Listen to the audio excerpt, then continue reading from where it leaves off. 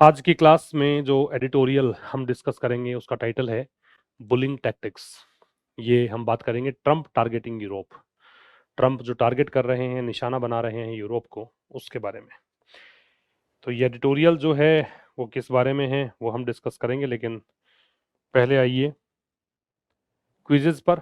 और क्विज़ेस से पहले बात कर लेते हैं कि पिछले सेशन नंबर 12 में जो क्वेश्चंस थे उनमें 4 नंबर का आंसर सी था, 5 का आंसर भी सी था।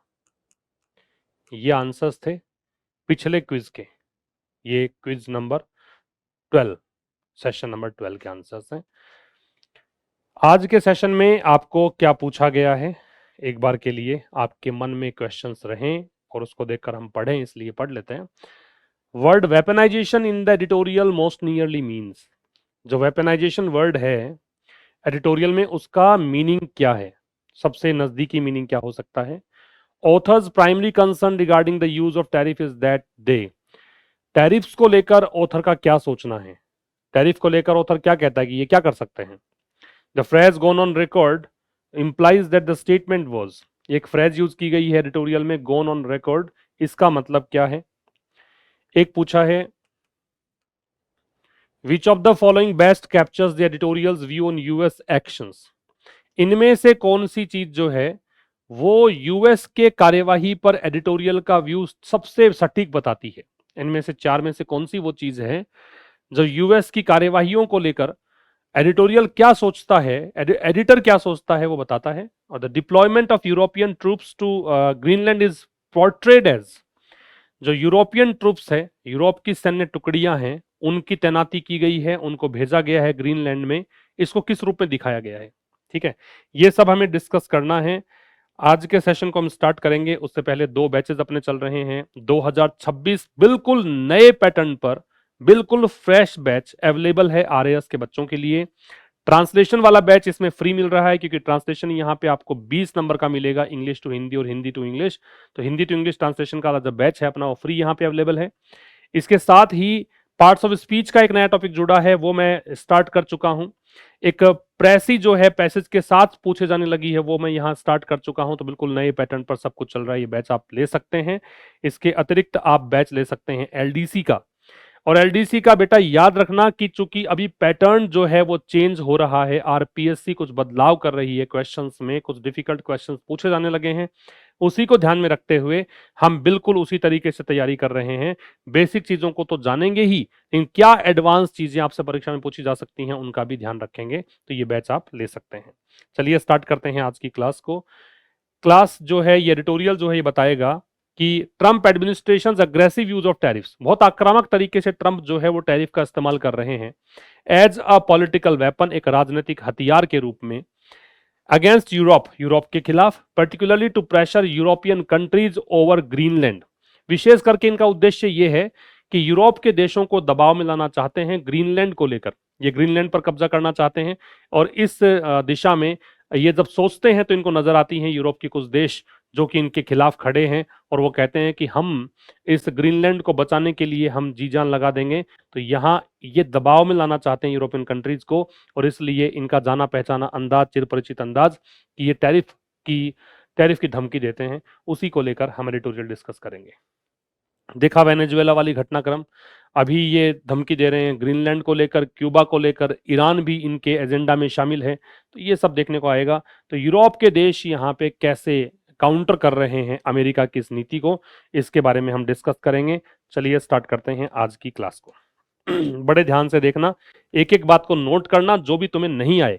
और अगर तुम्हें नहीं आती है अखबार पढ़ना, अगर तुम्हें नहीं आता है कि कैसे मैं अखबार शुरू करूं, इंग्लिश के टेक्स्ट को कैसे शुरू करूं, उपन्यास कैसे पढूं, इंग्लिश की बुक्स कैसे पढूं, तो आप, हमारा एक बैच है इंग्लिश न्यूज़पेपर रीडिंग का बिगिनर्स के लिए, वो बैच आप ज्वाइन कर सकते हैं।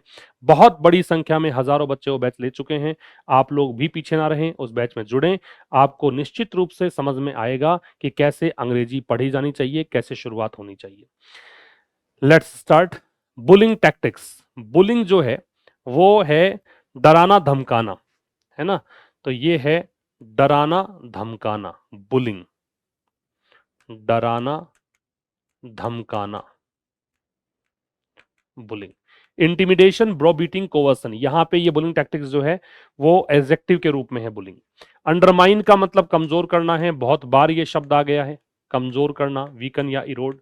वाव का मतलब शपथ लेना है, प्रतिज्ञा लेना है, सौगंध खाना है। स्लैप का वैसे थप्पड़ मारना होता है, लेकिन यहां पे इसका मतलब थोपना है। राफ्ट का मतलब बड़ी संख्या में है, राफ्ट का मतलब है बड़ी संख्या में, है ना, लार्ज नंबर और रेंज। और सेट टू का मतलब है ये संभावना है, अब निर्धारित होना कोई चीज कि अब निकट भविष्य में ऐसा होगा, इसके लिए हम यूज करते हैं सेट टू का। ठीक है भाई।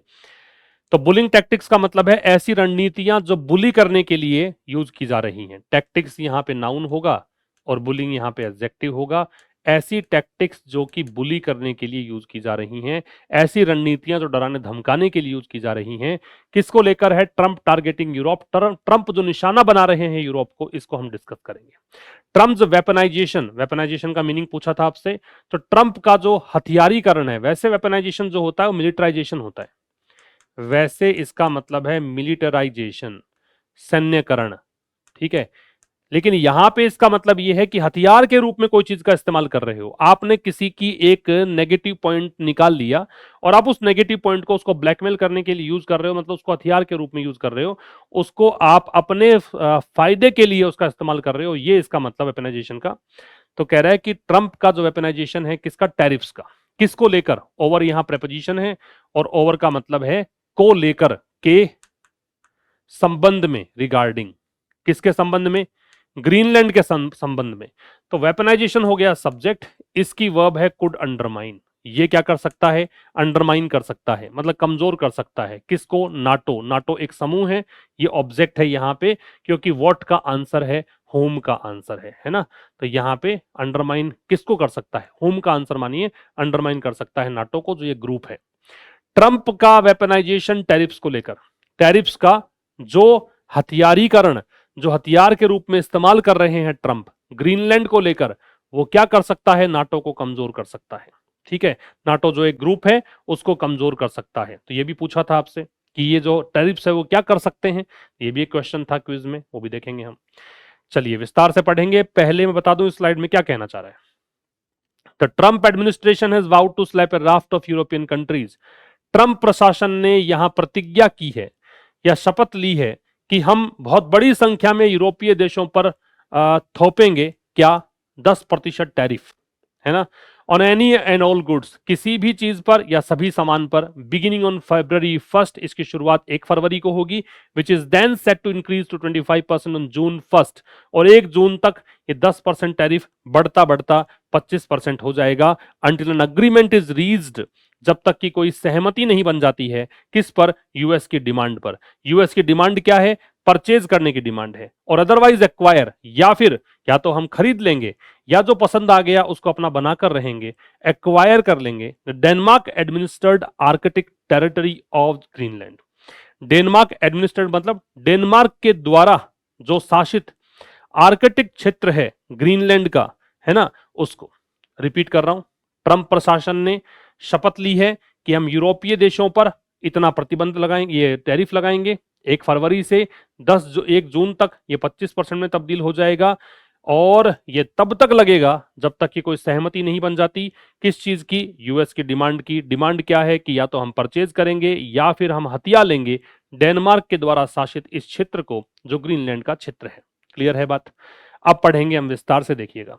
सब्जेक्ट है द ट्रंप एडमिनिस्ट्रेशन, वर्ब है हैज वाउड। ट्रंप प्रशासन ने शपथ ली है, कौन सा टेंस है मेरे भाई? यहां पे प्रेजेंट परफेक्ट है, हैज के साथ वर्ब की थर्ड फॉर्म है। ठीक है, क्या शपथ ली है? इस चीज की, स्लैप थप्पड़ लगाना होता है, यहां थोपना है। ठीक है, क्या? ये टैरिफ, टैरिफ लगाने की। किस पर? राफ्ट नाउन है यहां पे, दिख रहा है आपको, एडिटरमिनर दे रखा है। राफ्ट का मतलब होता है बहुत बड़ी संख्या में। अ राफ्ट ऑफ यूरोपियन कंट्रीज, बहुत बड़ी संख्या में यूरोपीय देशों पर क्या थोपना है? 10% टैरिफ। किस पर? किसी भी या सभी सामान पर। बिगिनिंग ऑन, जिसकी शुरुआत होगी कब से? February 1, पर्टिकुलर डे है, डेट है, 1 फरवरी की बात है, इसलिए हम यहां पे ऑन का प्रयोग कर रहे हैं। विच यहाँ पे किसके लिए आ रहा है, उस टैरिफ के लिए रिलेटिव प्रोनाउन है, इसकी वर्ब हो गई इज, तो ये 10% टैरिफ जो है। देन फिर सेट टू शेड्यूल्ड है या लाइकली टू है, इंक्रीज बढ़ेगा, कहां चला जाएगा बढ़कर 25% पर, कब, 1 जून को। अंटिल, अंटिल यहाँ पे कंजंक्शन है क्योंकि इसके बाद सब्जेक्ट वर्ब दे रखा है, एन अग्रीमेंट सब्जेक्ट ये वर्ब, कि जब तक कि अग्रीमेंट जो है वो नहीं पहुंच जाता है या अग्रीमेंट नहीं हो जाता है, पैसिव का स्ट्रक्चर है ये, किसको लेकर एग्रीमेंट, यूएस की डिमांड को लेकर। डिमांड ये दो हैं, या तो हम परचेज करेंगे, अन्यथा, अदरवाइज मतलब एल्स, अन्यथा हम क्या करेंगे, एक्वायर करेंगे। एक्वायर का मतलब क्या है, सीज कर लेंगे, जब्त कर लेंगे, किसको, डेनमार्क के द्वारा शासित, एडमिनिस्टर्ड एडजेक्टिव है, इसका मतलब है रूल्ड या गवर्नड, डेनमार्क के द्वारा शासित आर्कटिक टेरिटरी किसकी, ग्रीनलैंड की। ठीक है, समझ में तो आपको आ ही गया। बाकी आपको अगर ये जानना है कि वर्ड कैटेगरी क्या क्या है, तो देखिए, द ट्रम्प एडमिनिस्ट्रेशन में द डिटर्मिनर है, ट्रम्प एडमिनिस्ट्रेशन नाउन है, ये हेल्पिंग वर्ब, ये main verb, to slap infinitive, a determiner, इसके बाद नाउन, ये प्रेपोजिशन, आगे यूरोपियन एडजेक्टिव, कंट्रीज नाउन, इसके बाद with preposition, A determiner, 10% tariff noun की कैटेगरी में जाएगा, on preposition, any and all और एनी डिटर्मिनर है, एंड कंजंक्शन है, गुड्स नाउन है, बिगिनिंग जिसकी शुरुआत होगी ये प्रेजेंट पार्टिसिपल के रूप में है, ऑन प्रेपोजिशन ये इसका ऑब्जेक्ट तो noun, which relative pronoun is verb, then है वो एडवर्ब होता है, सेट टू ये फ्रेज मानिए क्योंकि दो वर्ड्स का समूह है, इंक्रीज क्रिया है, टू प्रेपोजिशन ये नाउन, ऑन प्रेपोजिशन ये नाउन, अंटिल कंजंक्शन ये डिटर्मिनर ये नाउन, ये हेल्पिंग वर्ब ये मैन वर्ब, ऑन प्रेपोजिशन, फिर दैट डिटर्मिनर, यूएस डिमांड ये नाउन हो गया, टू परचेज इन्फिनेटिव और कंजंक्शन अदरवाइज होता है, वैसे तो कंजंक्शन ही होता है अदरवाइज भी, अदरवाइज अक्वायर ये मतलब एक प्रकार से ऑप्शन दिया है इसने, या तो परचेज करेंगे और अन्यथा हम ऐसा करेंगे।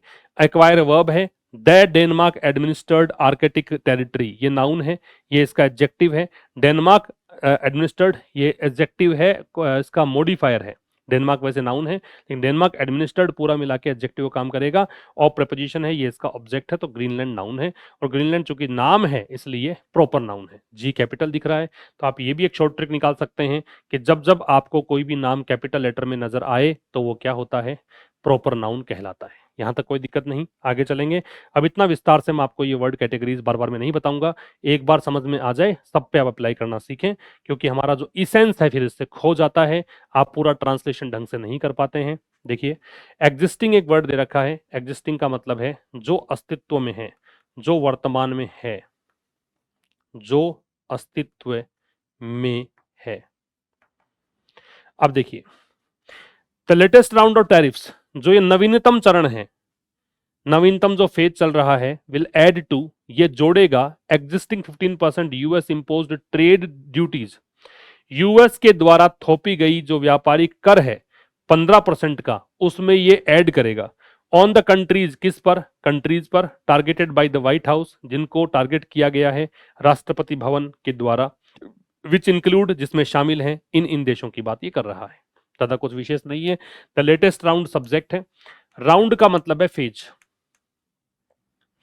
ठीक है, लेटेस्ट राउंड लेटेस्ट फेज किसका, टैरिफ्स का, इसकी वर्ब है विल ऐड, ऐड किस में करोगे वो टू लगेगा, तो एग्जिस्टिंग मतलब जो वर्तमान में है ये एडजेक्टिव है, वर्तमान में 15% यूएस इंपोज्ड ट्रेड ड्यूटीज है, ड्यूटीज का मतलब टैक्स, ठीक है, यूएस के द्वारा इंपोज्ड मतलब है इन्फोज्ड या लेविड, यूएस के द्वारा इतना टैक्स वर्तमान में लगाया जा रहा है उन देशों पर जिनको टारगेट किया गया है व्हाइट हाउस के द्वारा, ठीक है, अब उनमें जुड़ेगा, ये लेटेस्ट राउंड टैरिफ है वो उसी में ऐड होगा, ठीक है, ऐड किस में होगा उसके लिए टू लग गया, व्हाइट हाउस से पहले द है, ध्यान रखना भाई, राष्ट्रपति भवन है अमेरिका का, विच इंक्लूड, अब ये कह रहा है कि ये को कंट्रीज हैं, कंट्रीज के लिए विच आ रहा है जिसमें शामिल है, कौन कौन, इंक्लूड ये वर्ब हो गई, क्या क्या शामिल है, ये नाम है, ये देश शामिल है, Denmark, Finland, France, Germany, the Netherlands, Netherland से पहले द आएगा भाई, वैसे हम उन देशों के नाम के साथ द लगाते हैं जिसमें हम यूनाइटेड यूनियन या रिपब्लिक देखते हैं, द्वीपों का समूह जो होता है उनसे पहले भी द, जैसे वेस्ट इंडीज है, नीदरलैंड्स है, इनमें भी द आता है, नॉर्वे, स्वीडन, और ये देखो द यहां आ गया, यूनाइटेड किंगडम क्योंकि यूनाइटेड जोड़ रखा है, क्लियर, आगे आइए। रिकॉनेसेंस, रिकॉनेसेंस का मतलब होता है सर्वे, एक्सप्लोरेशन, स्काउटिंग। तो ये एक प्रकार से कह सकते हो आप, खोज कह सकते हो, सर्वेक्षण कह सकते हो, है ना, सर्वेक्षण, खोज। इसेंशियली मतलब मूल रूप से, मूलतः। री मतलब मजबूत करना, री मजबूत करना। ऑटोनोमस का मतलब स्वायत्त, स्वतंत्र, जो सेल्फ रूलिंग हो, जिस पर खुद का ही शासन हो, कोई दूसरा शासन ना करे। क्या कहना चाह रहे हैं? While French president Emmanuel Macron describe the US action as unacceptable. हालांकि एक तरफ तो फ्रांस के राष्ट्रपति इमैनुअल मैक्रोन ने यूएस की कार्यवाही को अस्वीकार्य कहा है, वहीं दूसरी ओर यूके के प्राइम मिनिस्टर केर स्टारमर ने कहा है the move was completely wrong, कि ये जो कदम है यूएस का चला हुआ ये बिल्कुल गलत है। द टारगेटेड नेशंस, जिन नेशंस पर टारगेट किया गया है, जिनको लक्ष्य किया जा रहा है, have sent a small number of troops, इन्होंने थोड़ी संख्या में, कम संख्या में सैनिक भेजे हैं Greenland for what they have called, किस लिए उसे, इस मिशन को इन्होंने क्या कहा है, रिकॉनेसेंस मिशन कहा है, कि हम इसलिए भेज रहे हैं क्या कि हम सर्वे करा सकें, एक्सप्लोरेशन कर सकें इस मिशन के रूप में। इसेंशियली मूल रूप से मिलिट्री एक्सरसाइज के लिए, सैन्य अभ्यास के लिए, दैट सिग्नल, जिसका संकेत ये है, and re enforce Europe's collective commitment, पूरे यूरोप का मिलजुल कर या सामूहिक एक प्रतिबद्धता है, एक वादा है, क्या, कि हम ये जो आर्कटिक टेरिटरी है, ग्रीनलैंड की बात कर रहा है, आर्कटिक क्षेत्र जो है, स्वायत्त क्षेत्र है, सेल्फ रूलिंग है, इसको हम बचाएंगे, इसकी रक्षा करेंगे, इसकी ओर इशारा करता है, इसको मजबूती देता है। फिर समझ लो, फ्रांस के राष्ट्रपति ने भी नेगेटिव कहा कि ये अस्वीकार्य है, यूके के प्रधानमंत्री ने भी कहा कि ये गलत है। जिन नेशंस को इन्होंने टारगेट किया है अमेरिका ने, उन नेशंस ने ग्रीनलैंड में कुछ सेना भेजी है और इस मिशन को इन्होंने कहा है रिकॉनेसेंस मिशन। ठीक है, मूल रूप से मिलिट्री एक्सरसाइज के लिए भेजा है। इसका संकेत, ये संकेत देता है और मजबूत करता है यूरोप के इस प्रतिबद्धता को। प्रतिबद्धता ये है कि हम इसको बचा कर रहेंगे। वाइल है वो कंजंक्शन है, दो क्लोजेस को जोड़ता है, आम तौर पर विरोधाभासी क्लोजेस को जोड़ता है, विपरीत उपवाक्यों को जोड़ता है, लेकिन यहाँ पे वाइल जो है वो विपरीत उपवाक्यों को ना जोड़कर ऐसा बता रहा है कि एक साइड तो ऐसे हो रहा है, दूसरे साइड ऐसे। तो एक क्लोज तो यहां तक है, ये क्लोज नंबर 1 है, और ये जो है ये क्लोज नंबर 2 है। ठीक है, तो जहां एक तरफ फ्रांस के राष्ट्रपति इमैनुअल मैक्रोन सब्जेक्ट है, इसकी वर्ब डिस्क्राइब्ड, इन्होंने डिस्क्राइब किया, डिस्क्राइब के बाद प्रेपोजिशन नहीं आता है, नोट कर लेना। डिस्क्राइब अपने बाद में कोई भी प्रेपोजिशन नहीं लेता है, ये नोट डाउन कर लेना। तो एक तरफ इमैनुअल मैक्रोन जो फ्रांस के राष्ट्रपति हैं, इन्होंने डिस्क्राइब किया है यूएस के एक्शन को, ये ऑब्जेक्ट है, किस रूप में डिस्क्राइब किया है, एज लग गया, अनएक्सेप्टेबल ये कहा है कि अस्वीकार्य है। ठीक है, वहीं दूसरी तरफ यूके के प्रधानमंत्री केर स्टारमर, ये सब्जेक्ट, ये वर्ब, इन्होंने कहा है। अब यहां देखो आगे लगने को तो दैट लगना चाहिए, लेकिन लगाया नहीं है, दैट है यहां पे, मान लेना। द मूव, ये जो कदम है, कौन सा मूव, जो अमेरिका ने ये चला है, तो निश्चित हो गया, तो दे लग गया, ये सब्जेक्ट। ये मूव जो था वो कंप्लीटली रॉन्ग था, रॉन्ग एडजेक्टिव है, कंप्लीटली एडवर्ब है, पूरी तरह से गलत था। द टारगेटेड नेशंस, अब नेशंस यहां पे नाउन, ये एडजेक्टिव, और एडजेक्टिव भी कौन सा, पास्ट पार्टिसिपल, क्यों, क्योंकि थर्ड फॉर्म दे रखी है। तो वो राष्ट्र जिनको टारगेट किया गया है, उन्होंने क्या किया, हैव सेंट भेजा है, ये वर्ब हो गई, प्रेजेंट परफेक्ट। क्या भेजा, थोड़ी संख्या में सेना को, सैन्य टुकड़ियों को, ये ऑब्जेक्ट हो गया। कहां भेजा, ग्रीनलैंड, ये एडवर्ब हो गया, जगह बता रहा है, किसके लिए, ये उद्देश्य बता रहा है, उद्देश्य है what they have called a reconnaissance mission, इसके लिए।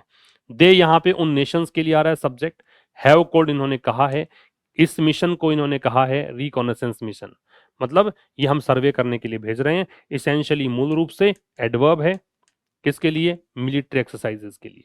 दैट रिलेटिव प्रोनाउन, जो संकेत करता है, वर्ब है। एंड कंजंक्शन, री करता है, मजबूती देता है, किसको, यूरोप के कलेक्टिव कमिटमेंट को। कमिटमेंट नाउन है, कलेक्टिव एडजेक्टिव है। कमिटमेंट जिसका भी है, जिसके प्रति है, या प्रतिबद्धता जो भी है, उसके लिए टू लगेगा। कमिटमेंट का मतलब होता है प्लेज, डिवोशन कह सकते हो, प्रतिबद्धता, प्रतिबद्धता क्या है? प्रतिबद्धता है बचाने की। कमिटमेंट टू के बाद आईएनजी लगेगा भाई, याद रखना। कमिटमेंट टू के बाद जब भी कोई क्रिया लगेगी आईएनजी लगेगा, नोट कर लेना। बचाने की, डिफेंड करने की, किसको? ऑटोनोमस, इस क्षेत्र को। ये नाउन है, ऑटोनोमस एडजेक्टिव है। जनरली जिन वर्ड्स के बाद में ओयूएस आता है वो एडजेक्टिव होते हैं, दैट डिटरमिनर है। ठीक है भाई, क्लियर? आगे चलें, इसके वर्ड्स देखो। एक वर्ड है रिफ्लेक्ट। रिफ्लेक्ट का मतलब है दिखाना, शो या मिरर। स्टेम फ्रॉम का मतलब है उत्पन्न होना, स्टेम फ्रॉम उत्पन्न होना। इंटरवेंशन का मतलब है हस्तक्षेप, ये इनके मतलब है।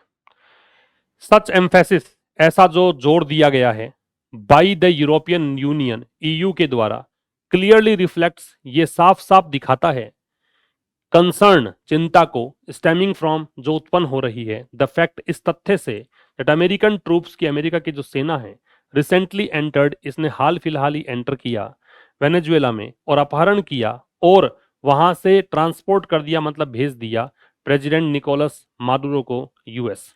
और mister Trump has since gone on record, और मिस्टर ट्रंप ने तब से ही पब्लिकली कहा है, इफेक्टिवली वार्निंग, प्रभावी रूप से चेतावनी देते हुए, दैट की ही माइट कंसीडर, की हो सकता है कि वो सोचें हस्तक्षेप के बारे में, फॉर डिफरेंट पर्पसेस, अलग अलग उद्देश्यों के लिए, एंड इन डिफरेंट सर्कमस्टेंसेस, अलग अलग परिस्थितियों में, in Colombia, Cuba, Mexico and Iran. Next, repeat कर रहा हूं, ऐसा जो ये एम्फेसिस है यूरोपियन यूनियन के द्वारा, वो यहाँ पे साफ साफ चिंता को दर्शाता है। वो चिंता जो इस फैक्ट के कारण उत्पन्न हुई है कि अमेरिका की सेना ने हाल में ही वेनेजुएला में एंटर किया और निकोलस मादुरो को वहां से किडनैप किया और उसको यूएस भेज दिया।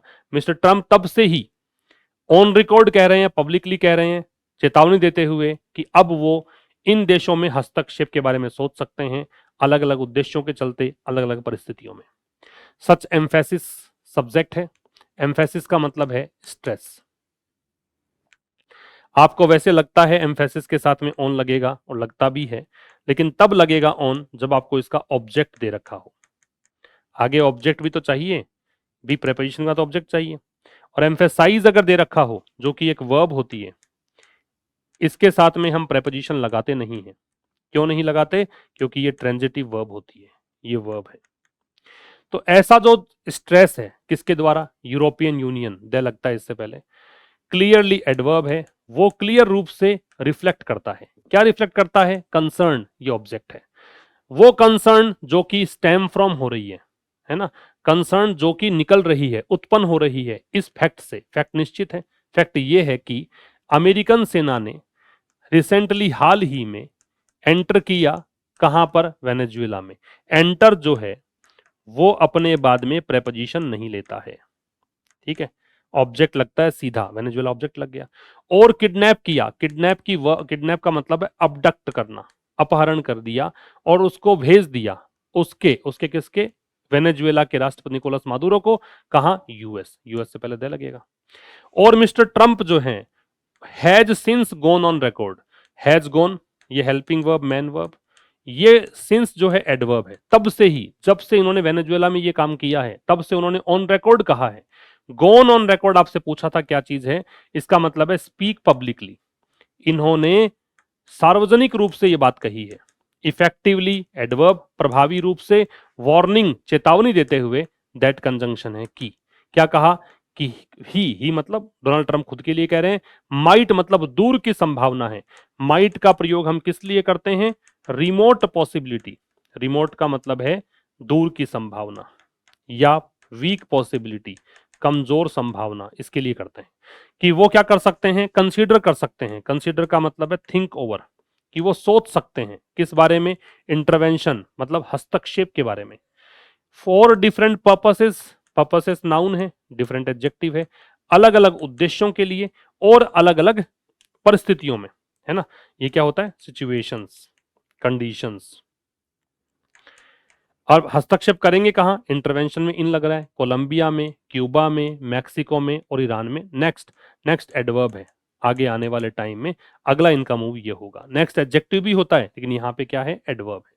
क्लियर? अब देखिए, मैच द कॉलम एक्सरसाइज जोड़िए।